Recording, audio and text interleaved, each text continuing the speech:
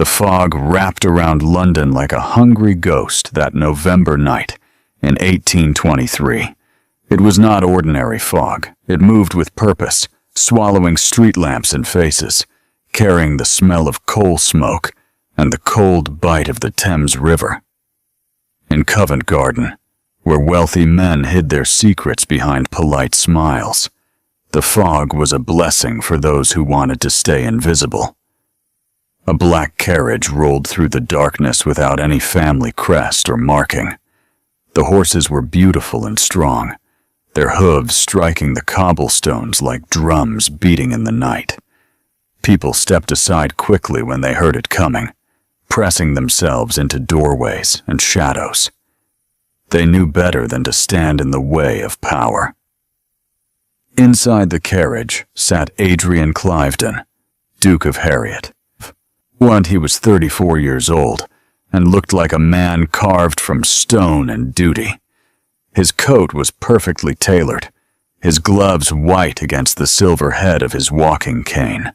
His dark blue eyes stared straight ahead, not bothering to look out the window at the streets passing by. He had not come to London to enjoy its pleasures. He had come to clean up a mess. He spoke through the small opening to his driver. "Wait here. If I'm not back in 20 minutes, come inside with the pistol." The carriage stopped in front of a building that blazed with warm golden light against the gray fog. Above the door, gold letters spelled out a name that everyone pretended not to understand. The Gilded Lily. A massive doorman moved to block Adrian's path, then saw the Duke's face and the cold authority in his eyes. But the doorman stepped aside immediately without saying a word. Adrian did not need to announce himself.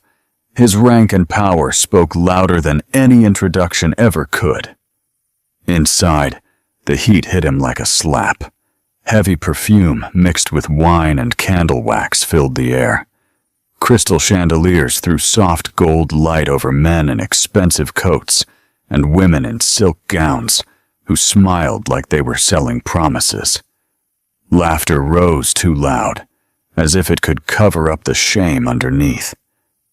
Adrian moved through the room like a ghost, untouched and untouchable.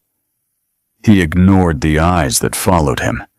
He was not there for pleasure. He was there for his nephew, Arthur. He found the boy near the card tables, slumped in a chair, like his bones had forgotten how to hold him upright. Arthur was barely 20 years old, and already drowning in bad habits. His shirt hung loose, his cheeks were flushed red with drink, and a glass of brandy tilted dangerously in his hand. "Arthur," Adrian said. He did not raise his voice, but the single word cut through all the noise like a knife. Arthur jerked upright and spilled brandy down his velvet trousers. His eyes tried to focus, then widened with pure fear.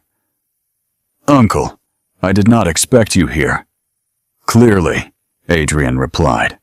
"Stand up." Arthur tried to laugh it off. "I was only testing my luck. One more hand, and I would have won everything back." "You have lost 3,000 pounds in 2 weeks, Adrian said, his voice calm as steel. "You are not recovering anything. You are drowning." 2 men in dark coats appeared behind Adrian, like shadows coming to life. His personal guards. Adrian nodded once. "Take him to the country estate in Kent. He does not leave the grounds. No money, no visitors until I say otherwise." Arthur's face crumpled like paper. "You cannot do this. My debts. Madame O'Connell said I cannot leave until I pay." "I will handle them," Adrian said, already turning away. He did not watch his nephew being dragged out, protesting weakly. Arthur was soft, a quality Adrian hated, but the boy was family. The Cliveden name would not be dragged through a debtor's prison, no matter how much Arthur deserved the lesson. A woman stepped from the hallway that led to the private rooms. She was older, sharp-eyed, dressed in rich fabric with a fan that looked like it could be used as a weapon. She curtsied too deeply to be sincere. "Madame O'Connell," Adrian said flatly. "We will settle his account." Her smile did not reach her eyes. "This way, Your Grace. My office is quiet." She led him down a narrow corridor lined with closed doors. Behind them came muffled laughter and the clink of glasses. Adrian felt a wave of disgust roll through him. He was no innocent, but he hated the cold buying and selling of intimacy. He preferred the clean truth of contracts and land agreements. The office at the end of the hall was cluttered with ledgers and ink bottles. A large desk dominated the small space, neat but crowded, as if money itself lived there. "The boy owes £450, Madame O'Connell said, opening a heavy book. "Cards, drink, and company." Adrian counted out the banknotes without pause and placed them on the desk with careful hands. He did not haggle. Haggling would suggest he respected her. "This covers it," he said, "and it buys his banishment. If I hear he returns here, I will not come with money. I will come with the magistrate." Madame O'Connell tucked the money away smoothly. "You are a hard man, Duke." Adrian turned to leave. He reached for the door handle. Then his eyes swept the room once more out of habit. A man in his position never walked anywhere blind. In the far corner, half hidden behind a velvet curtain, something caught the candlelight. Gold. A frame fine enough for a grand house, not for a place like this. Adrian's heart gave a single violent thud against his ribs. He stepped toward it before he could stop himself. His gloved hand gripped the velvet and shoved it aside. The painting was revealed in full. A woman sat in a summer garden with hints of ivy and pale flowers behind her. She wore a gown of sapphire blue, the fabric painted so skillfully it looked like liquid light. That her hair was golden, pinned up loosely with soft strands framing her face. The artist had captured her with brutal skill. Elara Cliveden, Duchess of Harriet. Adrian stared as if the entire room had turned to ice. He knew that face better than the shape of his own shadow. Yet the eyes in the portrait were not the eyes he remembered. In his memory, Elara's green eyes had been proud, sharp, defiant. In the painting, they were lowered, filled with such deep sorrow it seemed to spill from the canvas into the air itself. "Where did you get this?" Adrian asked. His voice came out rough, almost a whisper. Madame O'Connell glanced at the portrait with mild interest, then back at him. "A broker sold it to me, from Cheapside, some months ago. I thought it would suit one of the rooms." Adrian crossed the space in 2 long strides and planted his hands on her desk. The polite coldness left his face entirely. In its place was something dark and dangerous. "I asked you where it came from. Who sold it?" The madam's hand drifted toward a drawer, then stopped when she saw his eyes. "The broker said a woman brought it in, hooded, soaked from rain, trying to hide her face." Adrienne's fingers dug into the wood. "Go on." She begged for a better price. Madame O'Connell continued, her voice lower now. Said it was the last thing of value she owned. She needed money for a doctor. Adrienne's breath caught in his throat. A doctor. That is what she claimed, the madame said. She said her child was burning with fever. The apothecary would not give her credit. She sold the portrait to buy medicine and Cole, a child. The word hung in the air like a bell that would not stop ringing. Adrian stepped back, his mind turning fast and tight with horror. Alara had left his house years ago, sent away in disgrace. But not thrown into the streets. He had ordered an allowance. He had signed the documents. He had trusted her brother, Lord Ian Vance, to handle the matter, so Adrienne would not have to hear her name ever again. A woman did not sell her own portrait to a broker if she was living in comfort. Adrienne's gaze snapped back to the painting. The blue dress. He remembered it. He had ordered the fabric himself, proud to see her wear it once after their wedding, before everything fell apart. Madame O'Connell watched him carefully, sensing a larger bargain. "It is not for sale, Your Grace." Adrienne pulled a heavy signet ring from his pocket and tossed it onto her ledger. It landed with a dull, final thud. "That ring is worth more than this entire house," he said softly. "I am taking the painting. You will forget you ever saw it. If I hear one whisper of the Duchess of Harriet's face hanging in this place, I will return with men who do not ask permission." He lifted the portrait from the wall in one smooth motion and held it like a shield against the filth of the corridor. He did not look back.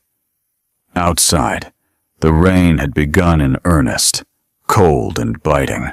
Adrian climbed into his carriage and placed the portrait on the seat opposite him, face up. Lightning flashed, and for a heartbeat, the painted blue dress glowed in the dark. The coachman leaned in through the opening. "Where to, Your Grace?" Adrian looked from the portrait to the black streets of London. His voice was steady, but something inside him had cracked wide open. "Yorkshire. We ride for Willowmere tonight. We change horses at every posting inn. We do not stop." And as the carriage lunged forward into the storm, the Duke of Harriet sat alone with his wife's sorrowful face, racing north to find the truth he had buried 5 years ago. Part 2. The Great North Road was a hard ribbon of mud and stone, and the storm did not spare a single mile of it. Adrian's carriage tore through the night, wheels hissing through puddles, lanterns swinging like small trapped moons. At every posting inn, he demanded fresh horses, pressing gold coins into rough hands that stared at him with fear and confusion. Men warned him of broken bridges and flooded lanes, but he would not listen.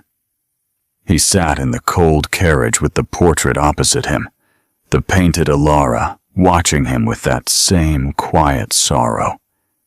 Each time lightning flashed, her blue gown shone bright, and the Duke felt as if the canvas itself was accusing him of crimes he had tried to forget. By the second day, his anger had turned into something colder and more dangerous. He did not sleep. When his eyes closed, he saw his brother-in-law's pleasant smile and heard the words that had soothed his pride years ago. "She is unfaithful. She is unstable. Let me handle it quietly." Adrian had wanted to believe those words because they made his wounded pride feel clean and justified. Now they tasted like ash in his mouth. If Alara had sold her own portrait for a doctor, then there was only one question that mattered more than anything else. Who had taken the money he sent every month, and why had no one told him his wife and child were starving? On the third night, the moors rose around them, dark and wide as a frozen sea. The wind cut across the open land with savage force, and the road narrowed into a private track, swallowed by twisted hedges and bare oak branches. A stone gate should have stood proud at the turn to his estate. Instead, one iron wing sagged into the ditch, and ivy crawled over the pillars like a slow, cruel hand. Adrian stared as the carriage rolled through. His estate. His responsibility. His shame. Willowmere House appeared at last, not shining with welcome, but crouched in darkness like something dying. Shutters hung crooked, paint peeled in long strips down the walls.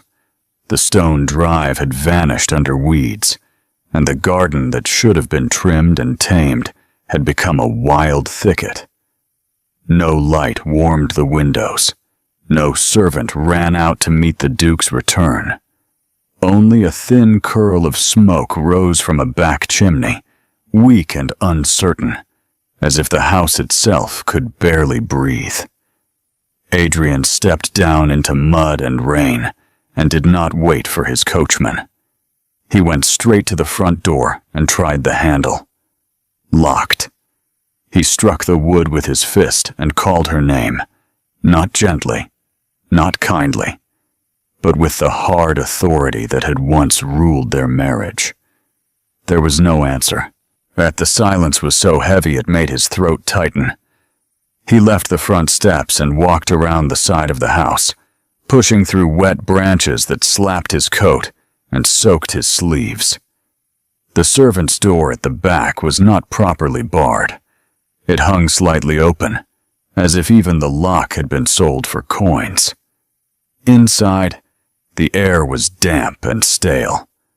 The kitchen was huge, built for plenty, but it felt empty and hollow, like a gutted animal.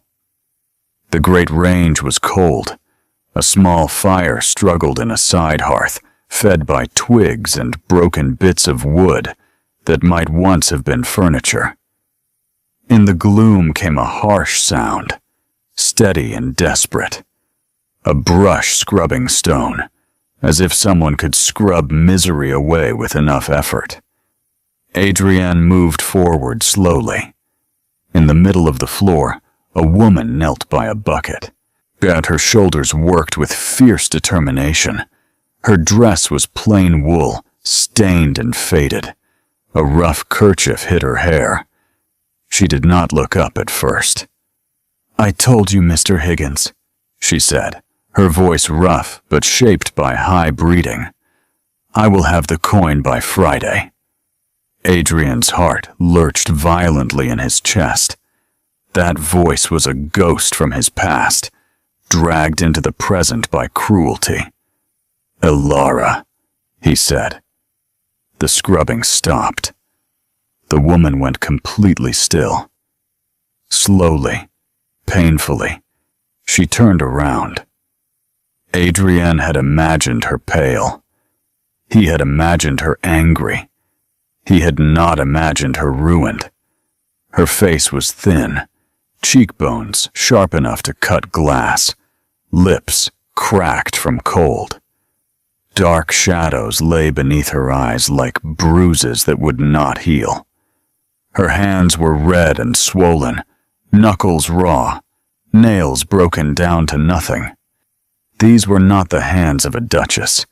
They were the hands of a servant who had worked until pain became normal. She rose slowly, using the table for support, swaying slightly as she stood. Pride held her upright when strength did not. Her green eyes met his, not with welcome, not with relief, but with a flat, hard stare that cut him deeper than any blade. "You," she said, as if his name was not worth the breath it would take to speak it.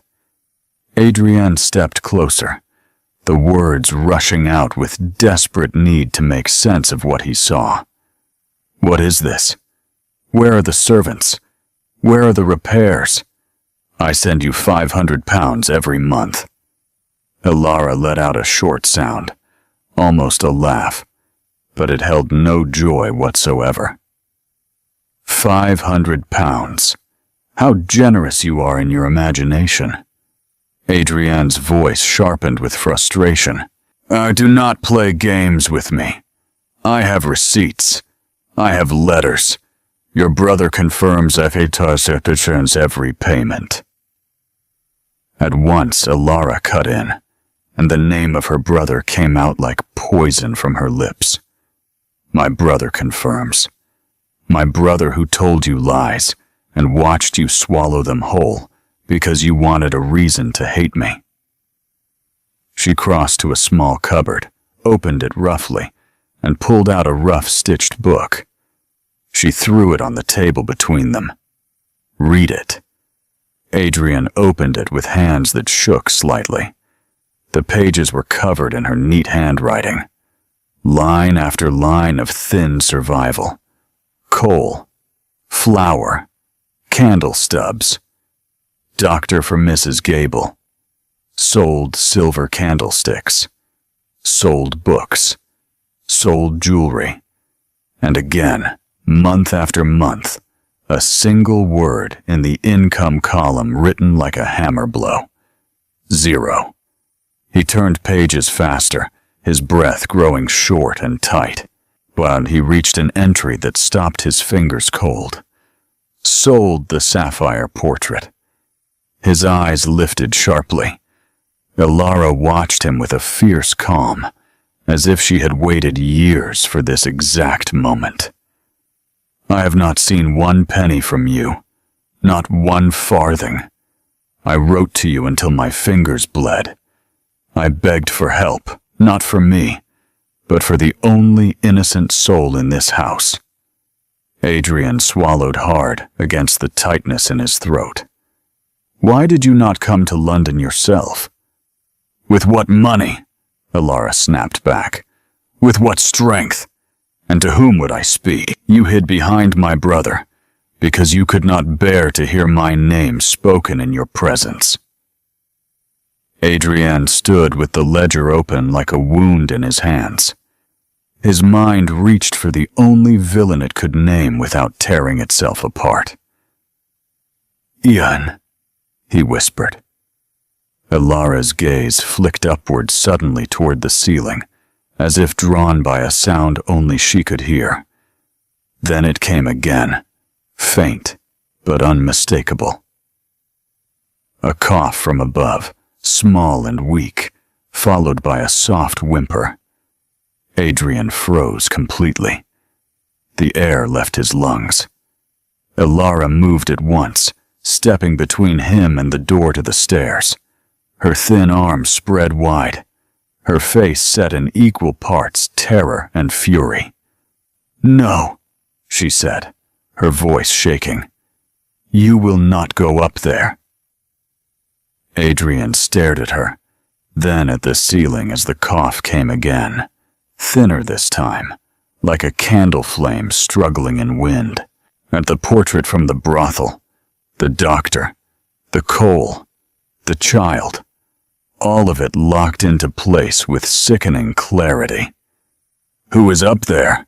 he asked, and his voice broke on the question. Alara's eyes filled with tears she refused to let fall. She lifted her chin like a woman stepping onto a battlefield she knew she could not win.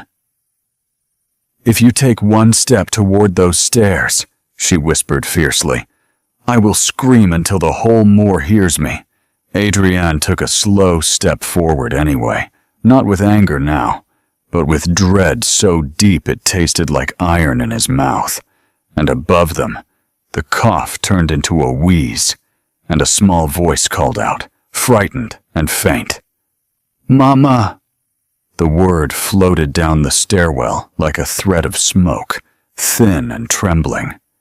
Adrienne stood completely still, as if even breathing might break what little life was left above.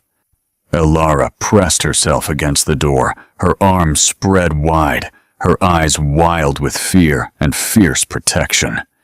She looked ready to fight him with her bare hands, not because she believed she could win, but because she would rather be crushed than let him reach that child. "Move," Adrienne said. but his voice had lost all its iron. It was rough and low, more plea than command. "If the child is ill, I can help." "You forfeited the right to help," Alara whispered back. "You do not get to return now and take what you abandoned." Another cough came from above, harsher this time, followed by a small sob that tore through the air like breaking glass. Alara flinched as if physically struck, her face twisted, not with anger now, but with pure panic. Adrian could not bear it any longer. He stepped forward and touched her wrist gently, and not to force her aside, but to steady her. She jerked away from his touch as if burned, yet the moment his fingers met her skin, he felt how cold she was, how light, as if hunger had hollowed her out from the inside. "Please," he said, and the single word seemed to cost him blood. "Let me see." Alara's eyes burned with unshed tears. For a heartbeat, she did not move at all. Then she turned her head, as if listening to something he could not hear, and the faint voice came again, a frightened murmur. "Mama, it hurts." Her shoulders shook. Her arms dropped. She moved aside, not in surrender to Adrian, but in surrender to her child's need. Adrian opened the door to the stairs and went up without another word. The servant staircase creaked beneath his boots. The air grew colder with each step, while the house smelled of damp wood and old sorrow buried deep in the walls. At the top, the corridor was stripped bare, the wallpaper peeling like diseased skin. Most doors stood open to empty rooms filled with nothing but dust and memories. At the end, one door was closed, and a weak line of firelight shone beneath it. Adrian paused with his hand on the latch. He had walked into battlefields without shaking, faced angry mobs without flinching, yet his fingers trembled now, like a boy facing judgment. He pushed the door open slowly. The room was small and warmer than the rest of the house, though only just barely. A low fire burned with careful effort in the grate. An old woman sat in a chair by the bed, wringing a cloth in a bowl of water. She looked up sharply and gasped. "Your Grace," she whispered. Adrian recognized Mrs. Gable at once. She was older now and worn down by hardship, but still upright, with the pride of a woman who had served his family when he was just a boy. He did not answer her. His eyes were fixed completely on the bed. A child lay beneath a pile of blankets and mismatched quilts that had been patched and repatched. His cheeks were flushed bright with fever, his lips dry and cracked, his breathing shallow and wheezing. Dark hair stuck to his forehead with sweat. He was small, far too small for his age, and the sight of him made Adrian's chest tighten until pain spread through his ribs like fire. The boy's eyes fluttered open weakly, and Adrian forgot the room, forgot the storm outside, forgot the years that had passed. Those eyes were deep blue, the exact same shade that stared back from Adrian's mirror every single morning. But the child stared at him with fear and confusion, then turned his head weakly toward Alara, who had stepped quietly into the room behind Adrian. "Mama," the boy whispered. Alara rushed to the bedside at once and took his small hand in both of hers. Her face softened in a way Adrian had not seen since before he cast her out of his life. It was not the softness of romance or tender affection. It was the fierce, protective love of a mother who had been forced to become a wall against the entire world. "It is all right," she murmured gently, smoothing his damp hair back from his forehead. "I am here. I am right here." The child's gaze drifted back to Adrian with fearful curiosity. "Who is he?" Alara's entire body went tense. She did not answer at once. The silence carried years of pain and secrets inside it. Adrian found his voice, but it shook badly. "What is his name?" Alara's eyes snapped to his, sharp and guarded as a blade. "Thomas," she said clearly. "Thomas Arthur." Adrian swallowed hard, hearing his own family name woven together with the boy's. "How old is he?" "He turned 4 this month," Alara replied, and her tone held no kindness at all, only cold truth. The world tilted beneath Adrian's feet. 4 years old. The numbers fell into brutal place with cruel clarity. She had been carrying his child when he sent her away. He had condemned his own son and heir to cold rooms and weak fires and starvation, and he had done it all while telling himself he was righteous and justified. Adrian's gaze returned to the boy, the line of the jaw, the shape of the brow, the black hair that matched Adrian's own perfectly. It was not a question anymore. That it was a wound that would never fully heal. "Why did you not tell me?" Adrian asked, and the words broke apart as they left his mouth. Alara's laugh was small and bitter as winter wind. "I did," she said quietly. "I wrote to you until there was nothing left in me but ink and pen. I wrote when I knew I was carrying him. When he was born, when he took his first steps, when he fell ill the first time. Your brother told me you burned my letters unopened. He told me you said if I ever tried to bring a child to your door, you would call me mad and have me shut away in an asylum." Adrian closed his eyes against the truth. He remembered his own cold command, spoken in anger to spare himself discomfort and pain. "Do not bring me her letters. Let Ian handle everything." He had given Ian the key to complete ruin, and then turned his back entirely. Mrs. Gable's voice cut through the heavy silence like a knife. "You are the Duke," she said quietly but firmly. "It is your duty to know what is done in your name."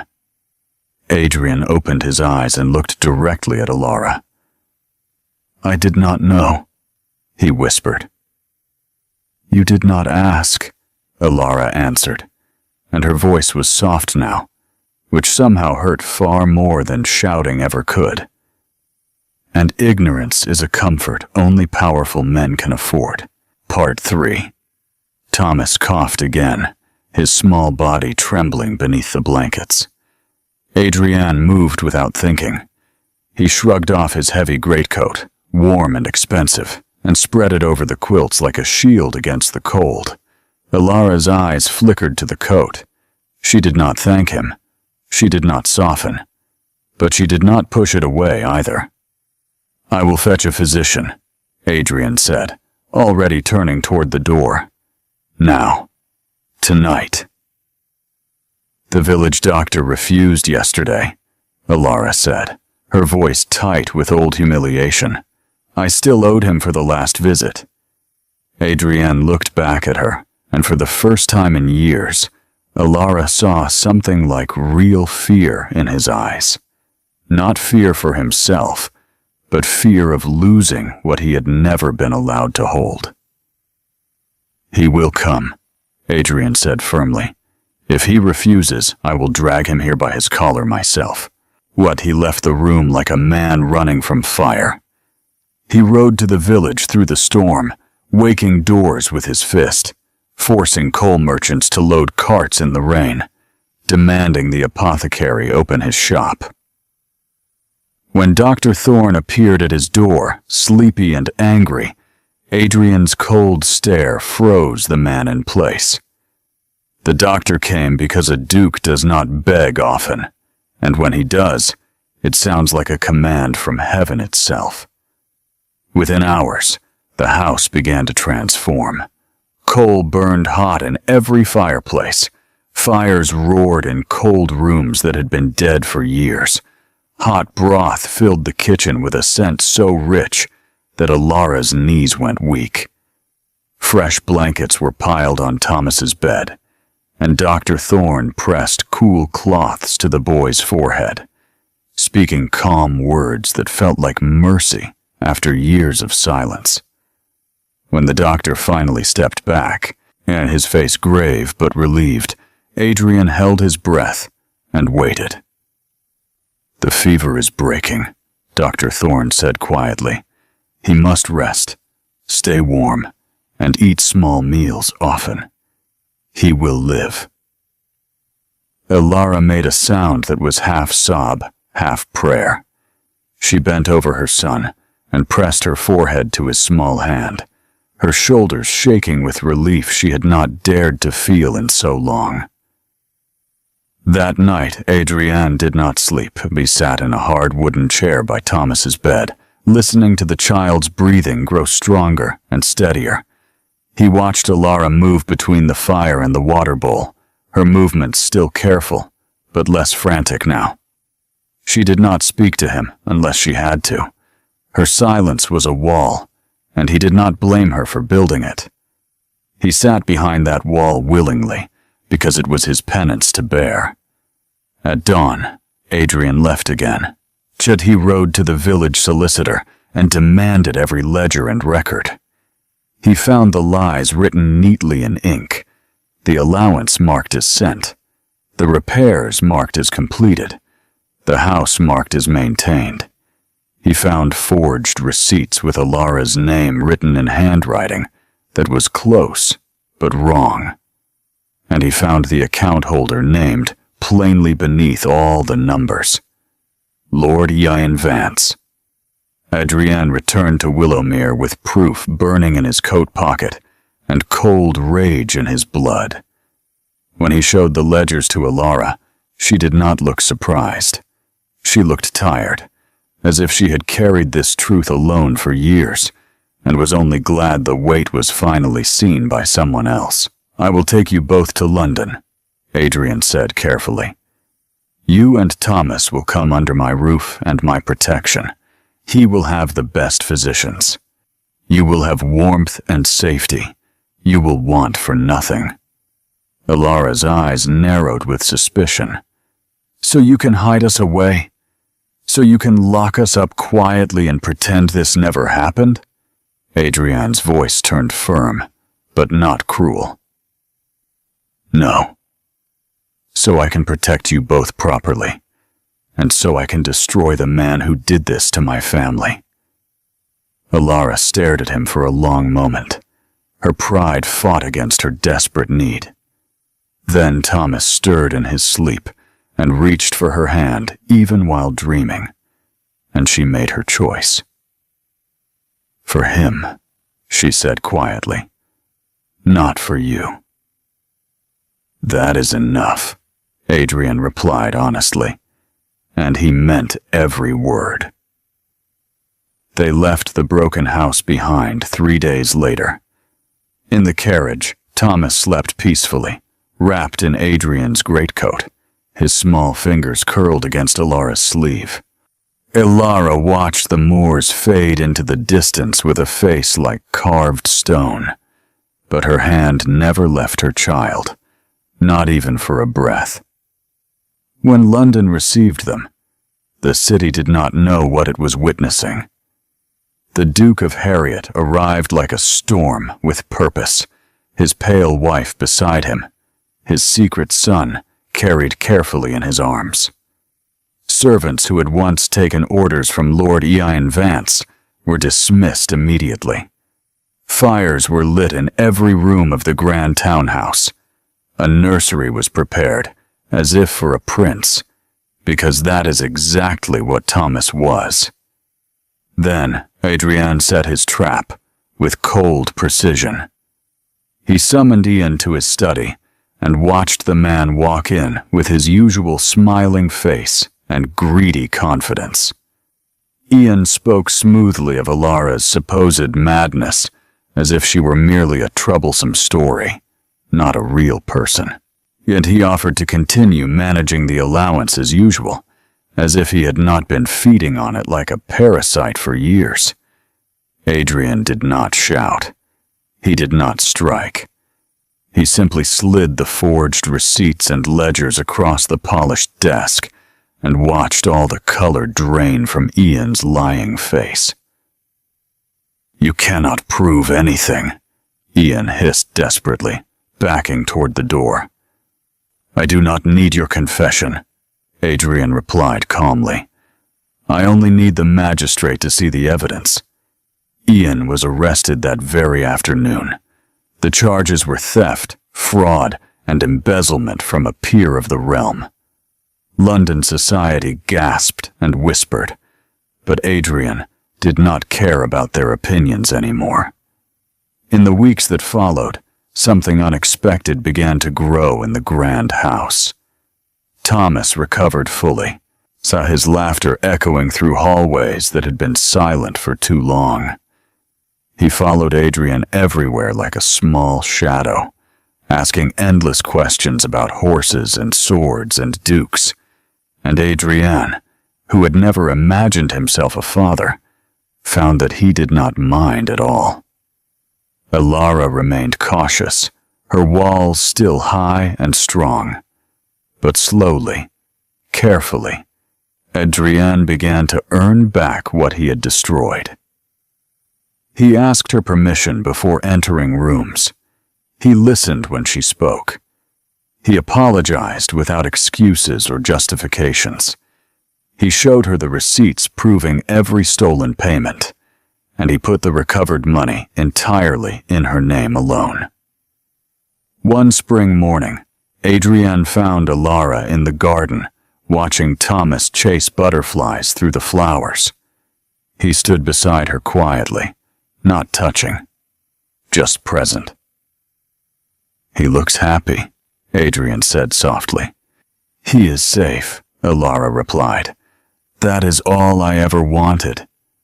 Adrian turned to face her fully. "I cannot undo the past. I cannot give back the years I stole from both of you. But I can promise you this. I will spend every remaining day proving I am worthy of the second chance you have given me." Alara looked at him for a long moment. Then, for the first time in 5 years, she smiled. It was small and fragile, but it was real. "Then you had better start today," she said. And he did. Day by day, choice by choice, Adrian clived and rebuilt what his pride had destroyed. He became the husband Alara deserved and the father Thomas needed. Their love did not return overnight like magic from a fairy tale. It grew slowly, carefully, like a garden tended with patience and humility. And in time, the Duke learned that redemption is not one grand heroic act, but it is 1,000 small kindnesses, offered daily, with an open heart and the courage to face the harm you have caused. It is listening when you want to speak. It is staying when you want to run. It is choosing love over pride, again and again, until it becomes the only choice that matters. The portrait in the sapphire blue dress was restored and hung in their private sitting room, not as a reminder of shame, but as a testament to survival. Born.